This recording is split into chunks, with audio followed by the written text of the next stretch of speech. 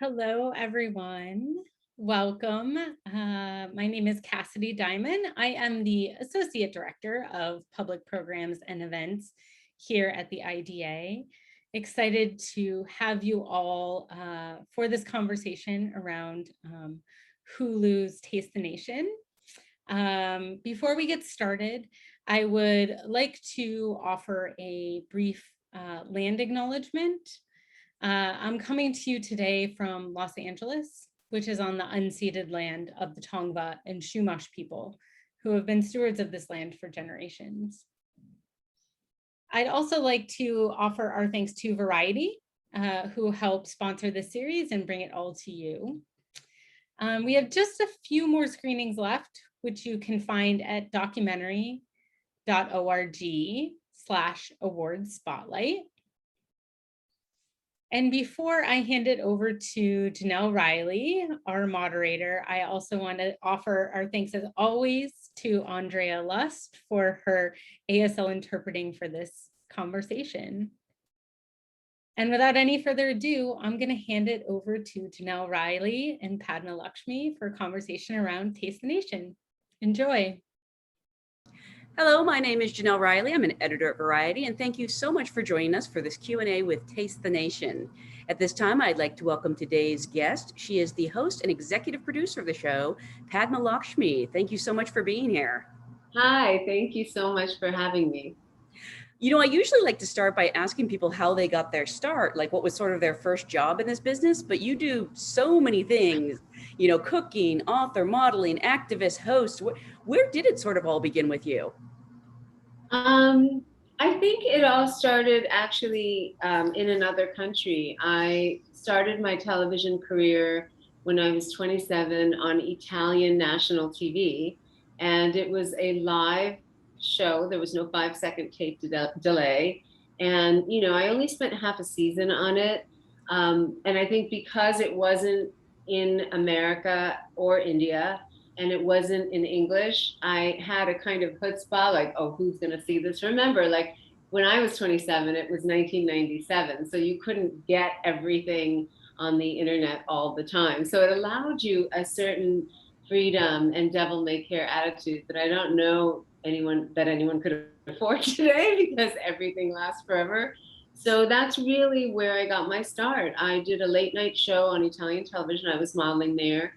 And somebody at the network saw that appearance and called me and invited me to be a part of the show, which was a big variety show, Italy's highest rated show called Dominica Inn. And it was on Sunday afternoon.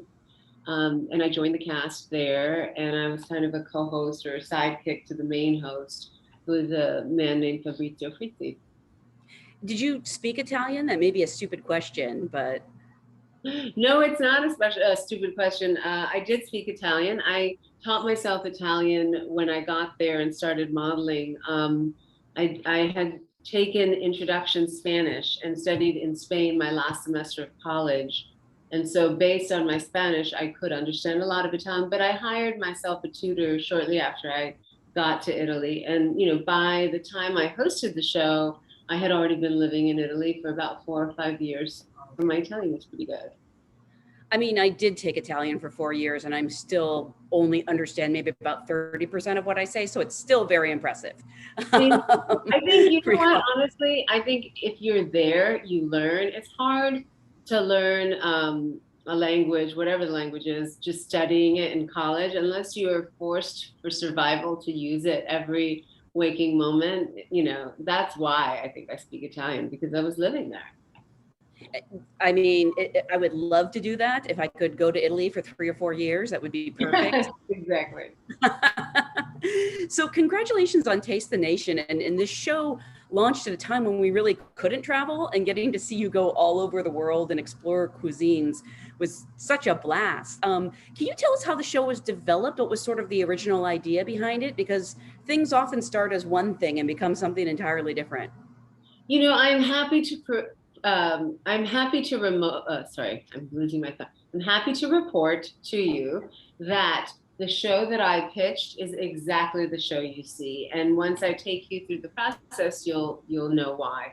So I was thinking about my next book project, and I wanted to do a cookbook on immigrant food.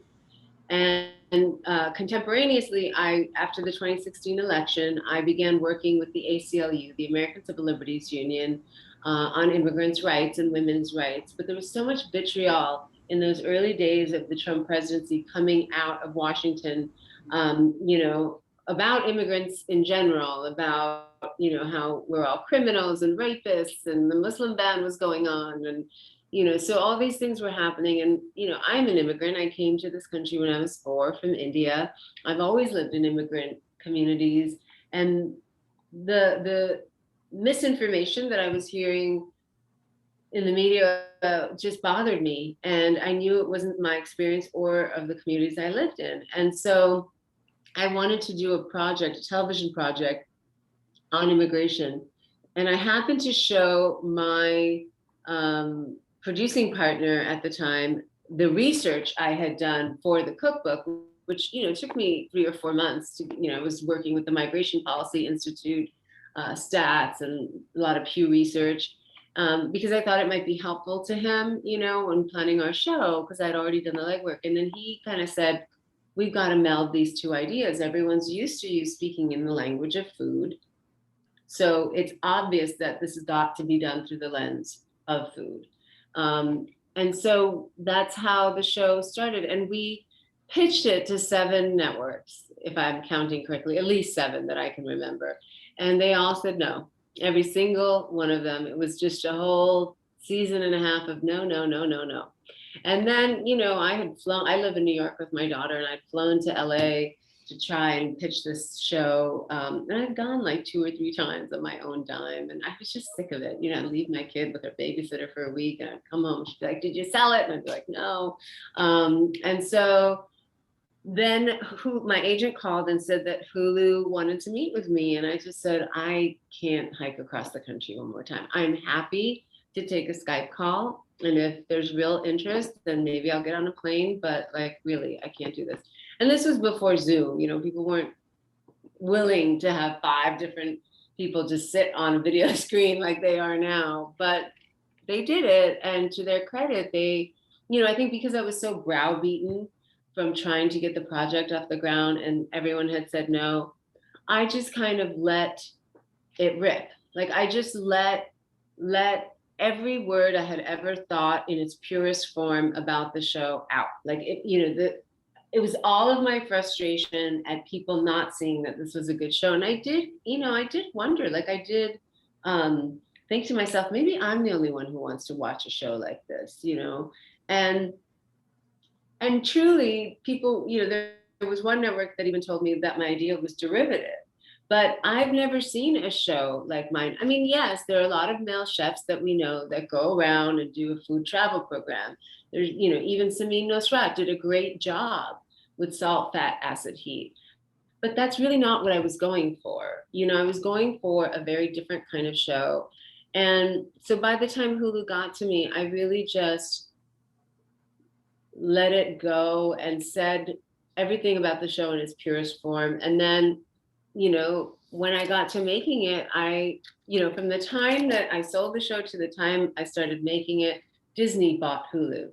Right. And I was really worried that all of a sudden it was going to be Disneyfied. Now, I have an 11-year-old child, and I fully enjoy a lot of Disney. I also knew that I didn't want this to be a lifestyle show. I really want, not that there's anything wrong with that. I love those kinds of shows. I watch them all the time. I've even done some in my earlier career, but I just did at this point in my life and what was going on with the country, I felt like there was an opportunity to do much more, and I wanted to take it if anyone would let me. And I'm happy to report that the network executives that I worked with at Hulu were kind of really fantastic. They were stellar in their support, in letting me be an auteur. I've never made anything from the ground up. I've been on television for 20 years now and people know me, but I've never created something. And I'm really, really indebted to them for having the faith and confidence to let me have a specific voice and make this show exactly like I wanted to make it. And that's something that most filmmakers never get the chance to do. So, I don't take it for granted. I understand what a luxury it is.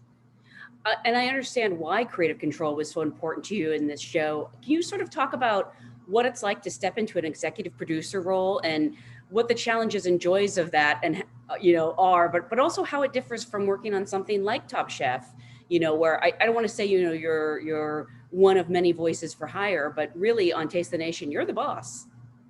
Yes. Yes. I mean, I'm an executive producer on Top Chef, and I have been for years, but you're not wrong when you say that, Top Chef was fully formed when I got there. And so I do contribute, but it's not the same. It is, there's a whole host of people who run that circus, and I'm very thankful for. But on Taste the Nation, it's not a straight magazine or journalistic show, regardless of the subject matter. It is an editorial show. It is my worldview. And so it has to have a very clear voice. And that voice is mine.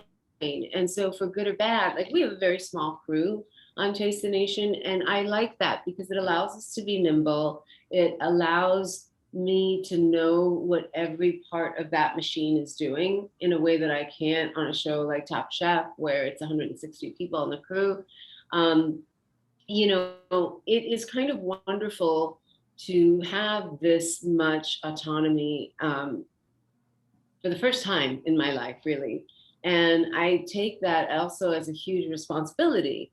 I was very scared that the faith placed in the show would, be wasted. And so I was very conscious of making sure that the research was on point, that I did my homework, even if we have field producers, even if we have, a showrunner, we have a director, all those things. Like we have all the things in place to ensure that the show is of a certain caliber. But for my own peace of mind, I had to do all the work myself.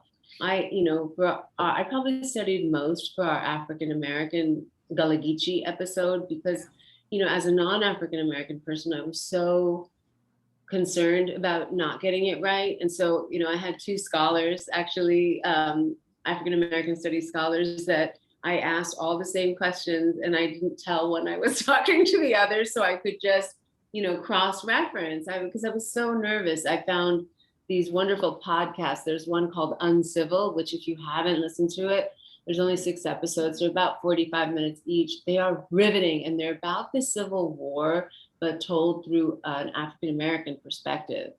And it's fascinating. And those were really, really helpful for that episode, just as far as inspiration and things to think about. I also looked very deeply into the 1619 Project at the time. So I was, I had all these pots boiling on various episodes. So there was one team that was doing pre-production and research and then vetting those stories with me. There was another team that was out in the field with me filming.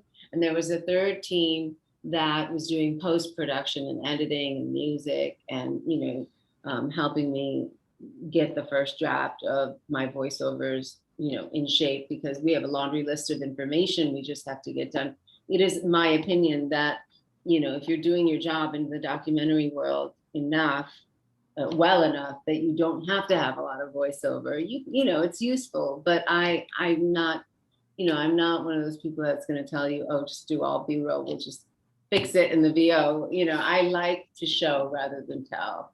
So it was a huge undertaking, but it was the most gratifying work I've ever done in my life. I mean, the only project that I would say I'm probably as proud of is maybe my memoir that came out in 2016, Love, Loss, and What We Ate. But that is a single solitary enterprise. That is me sitting in my writing room here, just toiling away alone. And then, of course, an editor coming in and saying this is all bullshit. But but this was a collaborative effort. Yes, it's my vision, but I have so much talent on this show. From Hunter Hampton, my DP, to David Smith, my partner, and of course Serena Roma, and all of the wonderful producers who helped really get this into shape. It was hard, but it was joyfully hard. other than being with my kid and seeing her enough, there was nowhere I wanted to be other than exactly where I was, whether it was in like a sweltering Toyota Camry in 108-degree heat in Las Vegas talking to a Thai scholar, or, on the back of some truck going to some weird burrito place in El Paso. Like, I am truly in my element there. You mentioned a small crew, and I think that surprises me a little bit because the show is so expansive and it looks so great. But I have heard it wasn't glamorous. That you didn't have a trailer. Were you living in your car? I believe you said. Yes, that's true. I did not have a trailer at all. I just wanted to put all that money back on the screen if we could. I lived out of my SUV. We carried, which is, my clothes are very simple on the show, unlike Top Chef, they're very pared down, and I wanted to be comfortable also, and make my participants, I wanted to make my participants also feel comfortable. So, we would take like 2 changes of clothes in the back seat. And I even did my own makeup. I mean, I had somebody to help me, with grooming and my hair, but, I just thought like the money that I would pay a makeup artist to travel, I could use that money on screen again, and so they were just creative decisions that were easy to make because I was the author of the show. And I really believe that it helped, like not only from a monetary standpoint, but also just not changing the atmosphere you were entering into. It was very important for me to both show, I'm glad you mentioned that it's expensive, because that's what I want. I wanted this sort of big, beautiful, expansive show about how diverse even the natural beauty of America is. But also, in contrast to that, I wanted it to also feel like a super intimate show, just a very, very quiet, intimate show, because so much of television now is based on short attention span theater. It's just like zip, bam, boom, and millions of screens. And we have multiple screens when we have the ingredients, but like I really wanted it to be a show that made people think. And to do that, you need, you've heard of negative space. You also need negative noise. You need to let the silence breathe. And so you can't do that. Every human body you put in that environment alters and furthers you from achieving that intimacy. You deliberately created this show to be political, which is interesting to me because I think a lot of people sort of shy away from that. I was thinking about your first episode, which is set in El Paso, and you have a Trump supporter who employs a lot of immigrants, and I'm just sort of curious. It's one of many fascinating people you speak to, and I don't know what is the process for finding these stories. Do you is it journalistic research? Is it you go to town and start asking around, or is it fully planned out when you get there? Well, okay, so thank you for asking. First of all, the show is a political show. It is a political show masquerading as a food show. I mean, that's the spy cover, right? Oh yeah, the excuse is to talk to you about the food. We're really talking to you about this giant issue of immigration, which is an issue that impacts this country much more than any other country in the world, and has since its inception. There's no American story without immigration. And so when we go and we're trying to choose the communities we'll go to, first of all, we really look at it as this giant orb of immigration. Then we say, okay, what part of the immigration issue do we want to illuminate here with all these facets on these orbs? Is it about food sovereignty? Well, we knew we wanted to go to a Native American community in the first season right away, because if you're going to talk about American food, and even if it's immigrant food, you need to see what was here first. So I also know that it's a very part of the, American fabric to see what Native American traditions we think of as, Western European, but were given to the Western European colonizers by Native people. So it was about unpacking that, and also about food sovereignty and being independent of the government. So that's why we went to the Navajo Nation in San Carlos Reservation in Arizona. We also wanted to explore a female-centric episode and also ask ourselves, how do you come to a new country when you have nothing and know no one, including the language? When you're just a complete foreigner, you look different, you sound different, you don't have anybody there that's like you, including your spouse. And so the Thai war brides in Las Vegas were the perfect subject matter for us. Now, probably more Thai Americans in California, in Los Angeles. So it's not just about finding the greatest concentration of the communities that we're interested in because we're interested in the food. It doesn't work that way. We're actually first interested in what is specific about this community that helps us understand the larger issue of immigration better. So, in the case of the Thai war brides, there was an army base in Thailand during the Vietnam War, and a lot of GIs brought back Thai women who they met there when they were on R&R. And so we focused on these 3 women and then other women around them, but who worked in this army base and this restaurant, because we wanted to know, like, how do you, just sculpt the mist? How do you come up with something out of nothing when even your spouse doesn't speak your language and you're starting completely from scratch again?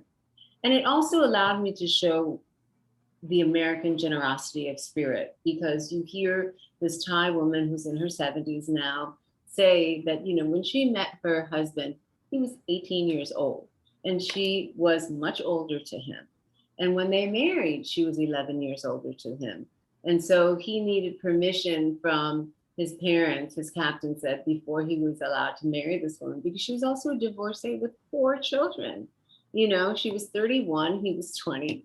And he wanted to marry her, kids and all. And then he talked to his parents and he brought her home with him. And she tells this beautiful story of how miserable she was and how she'd go to the mailbox every day hoping for a letter from her children because she really missed her family. They couldn't join her until later, until this young couple got settled. They moved in with his parents because he left as an 18-year-old. And she describes how kind her mother-in-law was to her and how she really took her under her wing as her own daughter, and that there was no xenophobia. And this was, I think, in Texas or Oklahoma, if memory serves, it's been a while now. And so it allowed me to talk about how Americans do have this tradition of opening the doors and, welcoming with opening arms whoever needed to come to this country for whatever reason. In different episodes, we look at different parts of the immigration puzzle. We say, why are we going there? And that theme of the episode guides our hand within the community we are. We look for stories that are interesting. We first look, we do it 2 ways. One, we look at an issue that we want to cover and see who the best community to cover that is with. Or we look at a community and we think they're interesting and we say, well, why are they interesting? What can they teach us that other immigrant communities can't? And that guides our hands. So it's not just a survey show of like, okay, we think it'd be cool to do, 3 Latin communities, 2 Asian communities. It's not like that. We don't just go to a community, see who the players are, do 3 A stories, maybe 2 B stories, and rinse and repeat. I never want it to feel formulaic. So it's very important to me that the series has episodes that work on their own, of course, but together have a narrative arc across the seasons. I was also so pleased that your second episode is on the All-American Wiener, which I so appreciate, because I think that there's a lot of foods that maybe don't get the respect or appreciation that they deserve. There sometimes seems to be like a little bit of snobbery when people talk about food, like corn dogs aren't as respected as filet mignon. But I actually strongly disagree. And I'm curious, if how you sort of chose the cuisines you'd be focusing on. I guess it began with the people, and then it became about their food. It begins with the people, and again, we want a balance of geography, of ethnicities, of class, of socioeconomic strata. We are agnostic about that. We just want to tell, I personally believe that everybody has a compelling, interesting story if you're just willing to listen and look for it. And so I know also that more people eat hot dogs than filet mignon. And I, for one, sometimes prefer a good hot dog to a filet mignon. So I'm with you. I also have had 18 seasons of fancy food on Top Chef. So, which I'm, very privileged to enjoy, I realize. But left to my own devices, I would probably go to a taco truck over a 5-star meal, at this point in my life. And so I think that kind of food is accessible to more people. And I think that the foods we eat tell us who we are, where we came from, where we want to aspire to go, and tell a story. So you have to be accurate and authentic about that. I agree with you. I don't think that one kind of food is more worthy than another kind of food, as long as it's done well, as long as it's, a great specimen of the hot dog or a great filet mignon, whatever it is, you want to do the thing that serves that subject matter.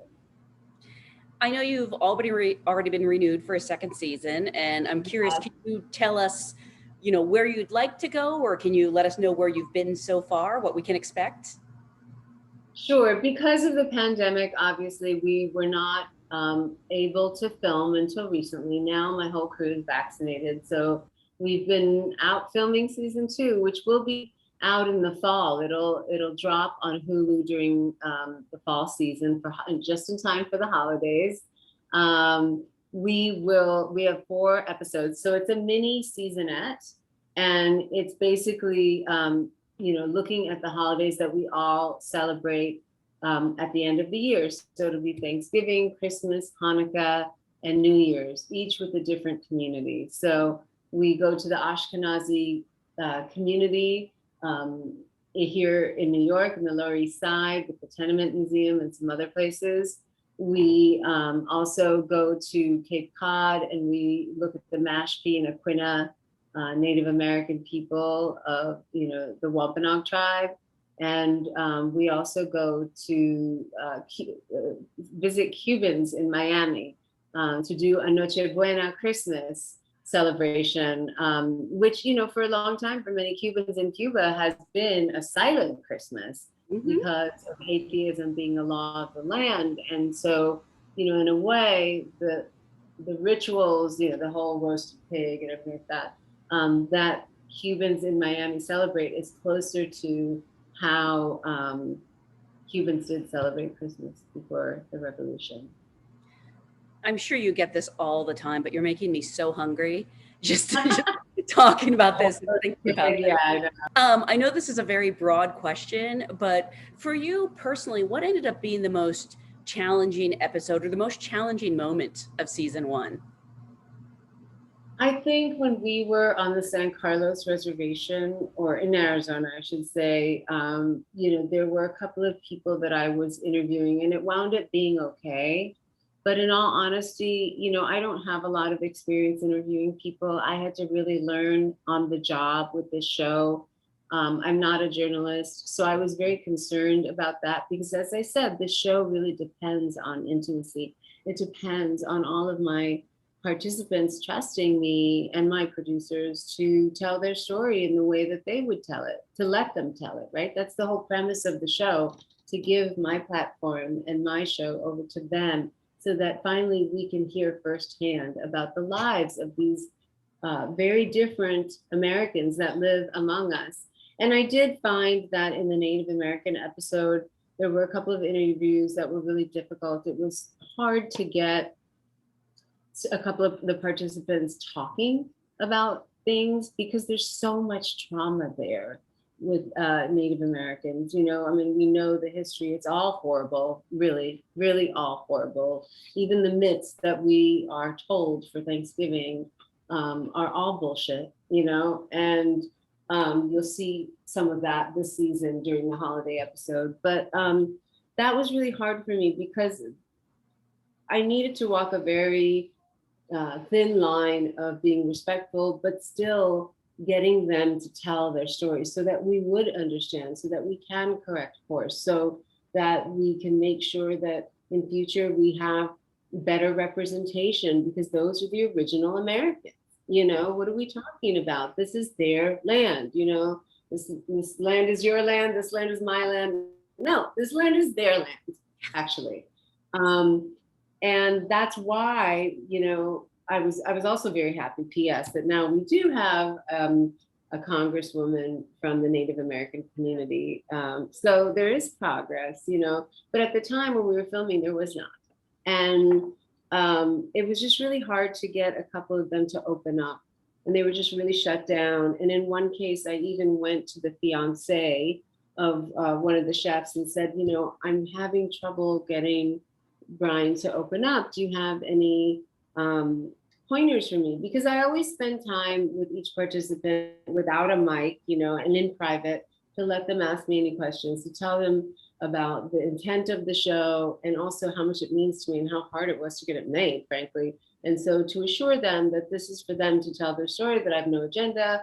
They just need, the more honest and open they can be, the more the audience will get a sense of what it's like to walk in their shoes. That's the only agenda. And she said to me, she said, you know, there's this phenomenon of Native American men being very shut down because so much has happened to them. So much has happened to the women too, but the men somehow carry an extra burden because they feel that they couldn't protect their women and children in a way.